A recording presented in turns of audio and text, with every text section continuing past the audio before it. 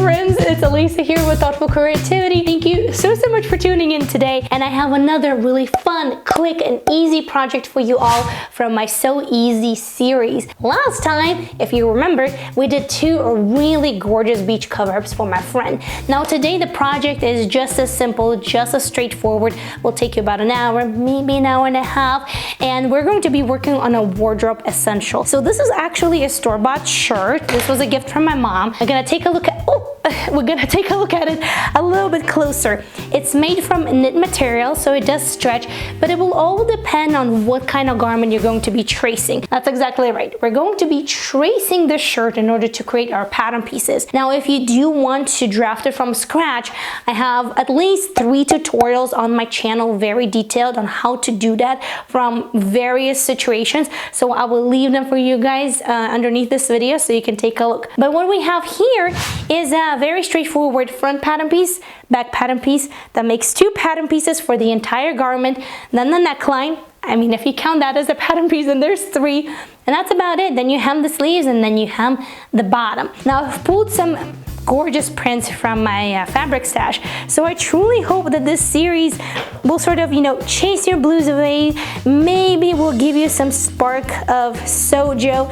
And although the projects that we're working on are really straightforward and really easy, it doesn't mean that they cannot be creative. So as we work through this project, I'll give you a couple of pointers on how you can jazz it up and sort of be your own designer. So the first thing that I start with is my tracing paper. You can also use old newspaper, gift wrapping paper, my ruler, and my pencil, and of course, the garment as well.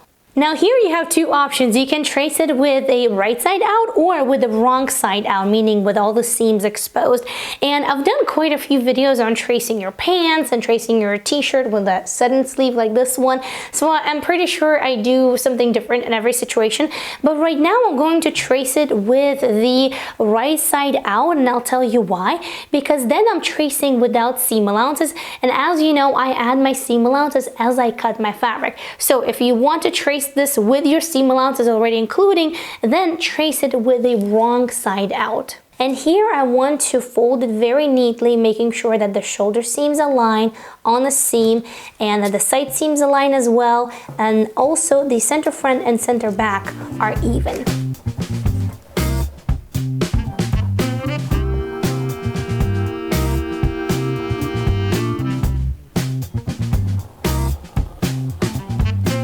Here on the top, I will go ahead and do a shoulder seam, which is going to start right here at the base of the neckline, and I'm not counting the actual ribbing of the neckline, and it's going to end right over here where the sleeve is ending.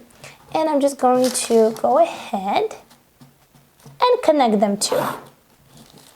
Here on the neckline, I'm going to mark 2 points. One is where the front neckline starts. Again, I'm not counting the ribbing.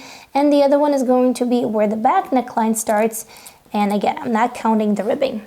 Now I'm going to remove the shirt, and with a really nice curved line, I'm going to connect and create the back neckline. And I'm going to do exactly the same for the front neckline as well. Here, you want to make sure that it is a 90-degree angle over here. Sometimes I'll do a little box like that, so that way it is easier to get that really nice smooth curved line. So you can do that as well. You will see me do that in quite a few of my detailed tutorials. So if you've been with me for a while, you know that this is an option. There we go. And as you have noticed, I am drafting the front and the back pattern piece all in one, so that way it is so much easier. And here on the sleeve, we have a rolled cuff over here, so it's kind of, it looks a little bit messy. So all I'm going to do is I'm going to connect the edge of the shoulder over here and the edge of the underarm with a straight line. And that's it. Our pattern is ready. Now here I want to say that for me, this is a very straightforward garment, loose fit as well. So folding it in half like this and tracing it will work just fine. Even if I do some minor discrepancies between what I trace and what is the actual garment, we're probably not going to see them. Now for you, it might be a different story depending on what garment you're tracing, what is the fabric that you're working with, what is the style, design, and so many other things. So as always, adjust according to your own personal set of circumstances. And this is what it looks like. If I hold it up, it was really straightforward and easy, wasn't it? So this is the back, this is the front, this is center front and center back. Also, this is going to be the grain line of your garment.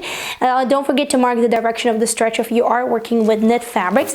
And I know that not everybody has a grown-on sleeve t-shirt to trace in your closet. So if you have just a regular sit-in sleeve, let me show you how I go about tracing and turning this into grown-on sleeve t-shirt. So for the first step, everything is exactly the same. I fold my t-shirt in half, nice and neat, align the shoulder seams, also the center front and the side seams as well. Now here from the edge of the neckline, I go ahead and I take a straight line all the way to the edge of the sleeve, but I usually lift it up just by a little bit, let's say half an inch.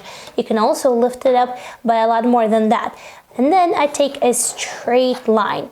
Then from here, we're going to take a straight perpendicular line down. However, I also want to lower the underside just for a little bit. So here's our side seam, and I'm going to curve it in a little bit lower than what it usually would be.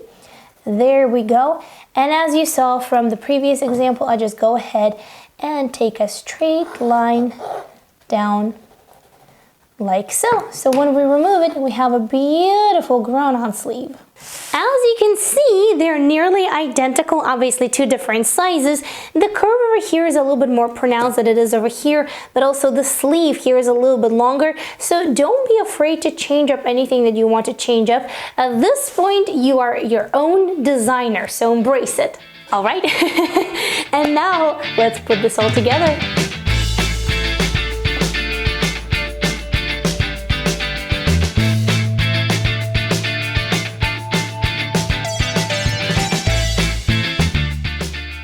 As you can see here, I'm cutting my seam allowances or adding my seam allowances as I'm cutting my fabric. Same goes for the hem allowances on the sleeves and on the bottom of the shirt as well. So please be mindful of that. Now, although I did have just one pattern piece, I'm cutting both the front and the back as is, and then I'm adjusting the front pattern piece and I'm just cutting the neckline a little bit deeper. Now, as you know, everything that I make in my videos for you guys is also everything that I actually wear in my day-to-day life. So being practical, but also being intentional and thoughtful about what I make is pretty important to me. Now, I'm not a fancy person at all. Usually I sleep in like my old t-shirts, but they are they are on the last leg. So I thought this would be a great project to make pajamas. So each yard of these fabrics actually gave me one top that we're working on today, and also one of these shorts to make a really cute pajama set. And one yard was actually wider than the other, so from this floral one, I managed to cut a little t-shirt for my daughter, just a tad bigger than what she is right now. But I also wanted to jazz it up a little bit, so what I did is I took the pattern, made it a little bit shorter, so cut off a little bit, and then from the fabric that I had left over, I had a long enough strip of fabric to cut as a peplum, so that way I can gather it up and attach it to the bottom of the shirt to make it a little bit more fun. Very briefly on the construction, because it really is straightforward, and I do have detailed videos on how to make this if you're sewing this in woven or if you're sewing this in knit. But usually it goes like this. You start with your shoulder seams, then you can opt to complete your neckline, then you move on to the side seams, finish the hem of the sleeves, and then hem the entire garment. Now let me show you a couple of different things that I did here. On this purple top for my daughter, I finished both the neckline and the sleeves with a ribbing. Now on the same purple top for myself, I finished the neckline exactly the same way. However, I actually ran out of ribbing for the sleeves, and therefore I simply folded them under like I would on a single fold hem, and then I cover stitched them. Now you don't have to cover stitch, you can just use a simple zigzag stitch, and after that was done, I sewed the side seams and finished the hem.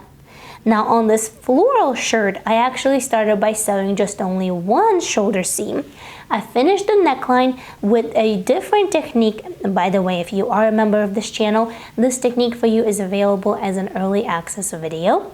And then I sewed the other shoulder seam, finished the sleeves exactly the same way as I did for the neckline, and then completed the side seams and the hem. Now I know I promised a couple of ideas of how you can jazz up this very simple design. One of them you already saw, which was adding a peplum to the bottom. Then of course you can play around with necklines. But let's say you want to add a sleeve to this top. Absolutely, you can do that. Let's say you want to do a cowl neckline instead of a regular one. You can do that as well. Or perhaps you want to take this and turn it into a dress, and sure thing, you can do that as well. Now, if you do want to turn your tops into a set just like I did, then go ahead and click on tutorial right over here. I will guide you through how to draft jogger pants, which is exactly the same pattern that I used for my shorts. The only thing is you shorten it. So if you want to see how to get that done, then go ahead and click right over here, and I'll see you in the next video. Bye!